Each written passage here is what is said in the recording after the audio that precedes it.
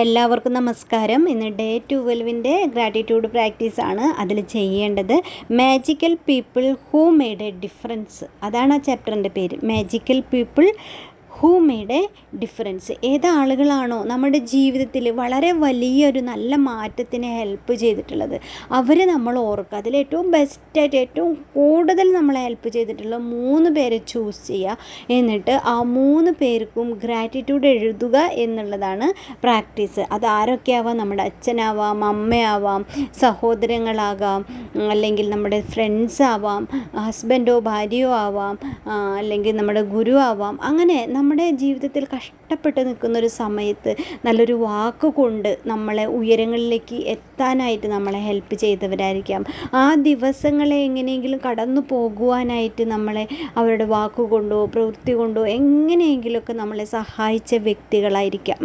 അവർക്ക് വേണ്ടിയിട്ടാണ് നമ്മൾ നന്ദി പറയുന്നത്. ആ വ്യക്തികൾ ഉള്ളത് കൊണ്ടാണ് നമ്മൾ ഇന്ന് ജീവനോടെ ഈ നിലയിൽ ഇപ്പോൾ ഇവിടെ ഇരിക്കുന്നത്. ആ വാക്ക് നമ്മൾക്ക് അത്രയ്ക്കും ഹൃദയത്തിൽ തട്ടിയ സ്പർശിച്ച അത്രയും നല്ല വാക്കുകളായിരുന്നു അവരുടേത്. അല്ലെങ്കിൽ അവർ നമുക്ക് തന്നിട്ടുള്ള ഒരു നല്ലൊരു ഐഡിയ ആയിരിക്കാം നമ്മുടെ ജീവിതത്തെ മാറ്റിമറിച്ചിട്ടുള്ളത്. അതായത് നമ്മുടെ ജീവിതത്തിൻ്റെ ടേണിംഗ് പോയിൻ്റ് ഉണ്ടാക്കാനായിട്ട് നമ്മളെ സഹായിച്ച വ്യക്തികൾ. ഒരുപക്ഷെ നമ്മളെ ആത്മഹത്യ ചെയ്യുന്നതിൽ നിന്ന് തന്നെ നമ്മളെ രക്ഷിച്ചവരായിരിക്കാം. നമ്മൾ ജീവിക്കേണ്ട, ഇനിയും നമുക്ക് ഇവിടെ ജീവിക്കേ വേണ്ട എന്നുള്ളൊരു തോന്നലുണ്ടായ സമയത്ത് നമ്മളെ കൈപിടിച്ച് ഉയർത്തിയവരായിരിക്കാം.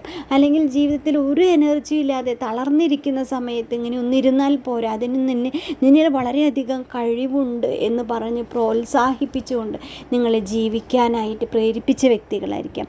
ഒരുപക്ഷെ ആ വ്യക്തിയെ നമ്മൾ നേരിട്ട് കണ്ടിട്ടുണ്ടായിരിക്കില്ല. അതൊരു വോയിസ് ആയിട്ട് നമ്മൾ യൂട്യൂബിലൂടെ കേട്ടതായിരിക്കും, അല്ലെങ്കിൽ അവർ മുഖം കണ്ട് അവർ യൂട്യൂബിലൂടെ കണ്ടതായിരിക്കാം. അങ്ങനെ ഒരു പ്രഭാഷണത്തിൽ കൂടെ അവർ തന്നിട്ടുള്ള പല ടിപ്പുകളും നമ്മുടെ ജീവിതത്തിൽ നമ്മൾ ഉൾപ്പെടുത്തിക്കൊണ്ട് നമ്മൾ അതിൽ നിന്ന് നമ്മൾ മാറ്റം അനുഭവിച്ചതായിരിക്കാം. ഇങ്ങനെ ആരുമാകാം. അങ്ങനെയുള്ള 3 വ്യക്തികളെ നിങ്ങൾ മനസ്സിൽ ഓർത്തുകൊണ്ട് ഓരോരുത്തർക്കും സെപ്പറേറ്റ് ആയിട്ടുള്ള ഗ്രാറ്റിറ്റ്യൂഡ് ലെറ്റർ നിങ്ങൾ എഴുതുക. സാധിക്കുമെങ്കിൽ അവരുടെ കൈകളിലേക്ക് ആ ലെറ്റർ എത്തിക്കുക. അത് നിർബന്ധമില്ല, സാധിക്കുമെങ്കിൽ കൊടുക്കുക. ഇതാണ് ഗ്രാറ്റിറ്റ്യൂഡ് പ്രാക്ടീസ്. ഡേ 12-ൻ്റെ എല്ലാ ദിവസത്തെ പോലെ തന്നെ ഡേ 1-ഉം ഡേ 2-ഉം റിപ്പീറ്റ് ചെയ്യണം. എല്ലാവർക്കും നല്ലത് മാത്രം വരട്ടെ എന്ന് പ്രാർത്ഥിച്ചുകൊണ്ട് താങ്ക് യു സോ മച്ച്.